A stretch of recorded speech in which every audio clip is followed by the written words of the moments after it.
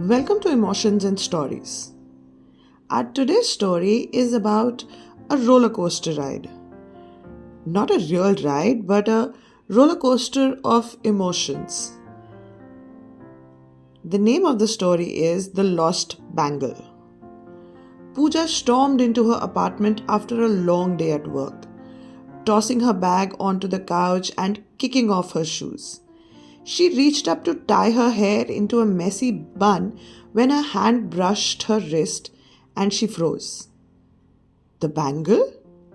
The cherished gold bangle, an heirloom passed down from her grandmother to her mother and finally to her, was not on her wrist.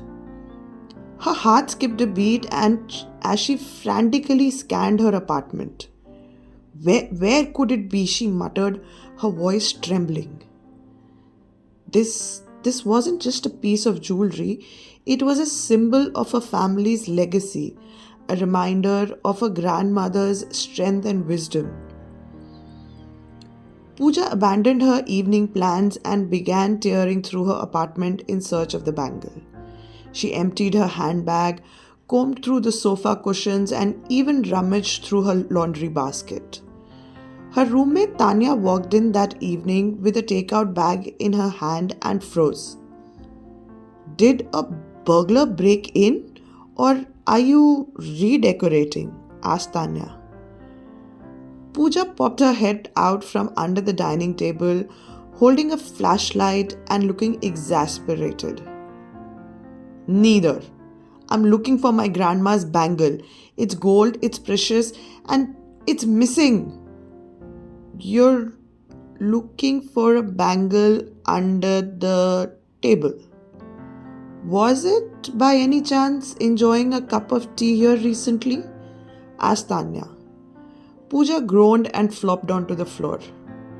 I don't know, okay? I've looked everywhere, closet, drawers, even the fridge. The fridge? Asked Tanya. Don't ask, it's just driving me crazy. Over the next week, Pooja's search went beyond her apartment. She checked her office drawers, asked the cleaning staff at work, and even retraced her steps to the grocery store and the coffee shop she had visited recently. Her colleagues began to notice her distracted behavior. Pooja, you've been staring at that spreadsheet for 10 minutes. What's wrong? Asked Nisha. I lost my grandmother's bangle. I've looked everywhere and it's just gone, replied Pooja. Nisha gave her a sympathetic look. You'll find it. Maybe it's in a place you least expect? But that thought offered little comfort. Pooja couldn't shake the guilt that gnawed at her. The situation took a turn for the ridiculous when her younger brother Rohit showed up to help. Armed with a magnifying glass he had bought at a gag gift years ago, he started interrogating Tanya. Where were you on the morning of the disappearance? He asked Tanya. Probably sipping coffee and regretting my life choices. But thanks for asking, Rohit, replied Tanya. Pooja threw a cushion at both of them. You're both useless, the both of you. In a moment of desperation, Pooja decided to tackle her closet. She climbed onto a wobbly chair to reach the top shelf, muttering under her breath, if I were a bangle, where would I go and hide? The chair wobbled dangerously, and when Tanya walked in, she saw Pooja losing her balance and landing on a heap of sweaters. What did the bangle do to deserve this level of drama?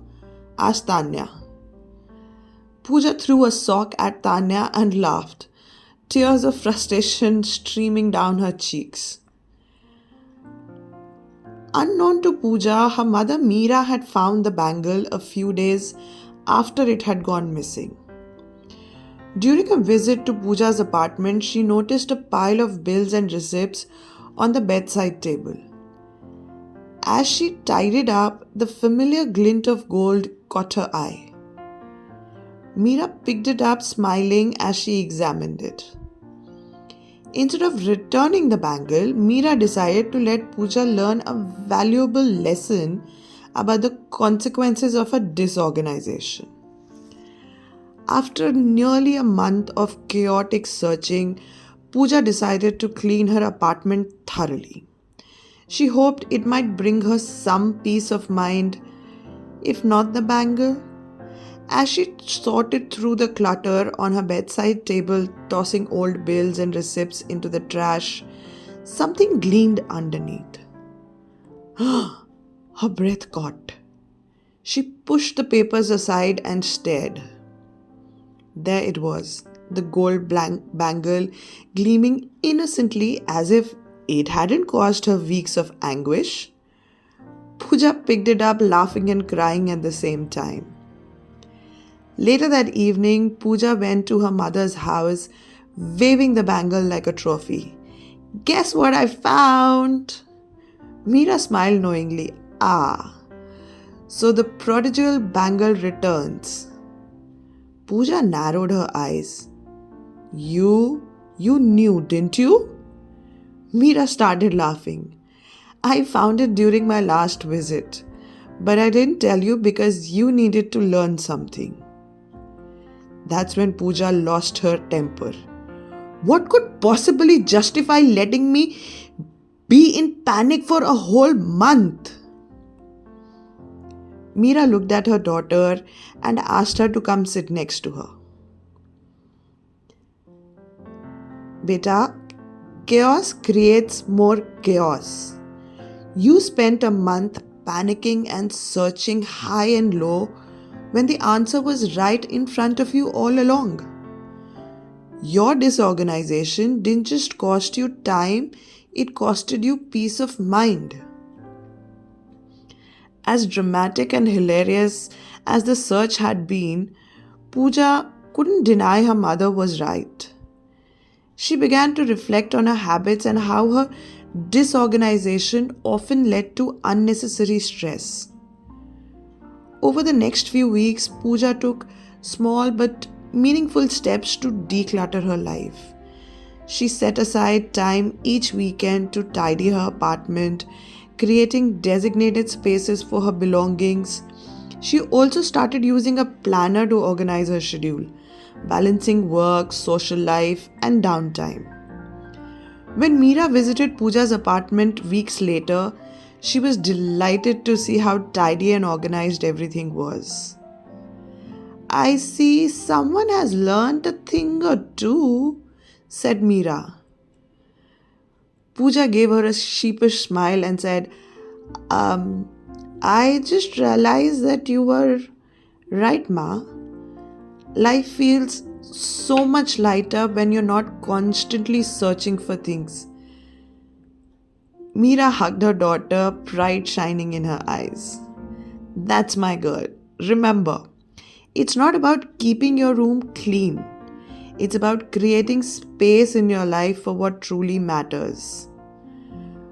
Pooja looked at the bangle on her wrist. It wasn't just an heirloom anymore. It was a symbol of the lesson she had learned, a reminder to stay organized, mindful, and focused on what truly mattered. And for that, she was really grateful. I hope you enjoyed today's story, and this might help you to save your own roller coaster ride of emotions by being a little more organized and mindful in your own life. Do write to us in the comments if you've experienced something similar. Thank you.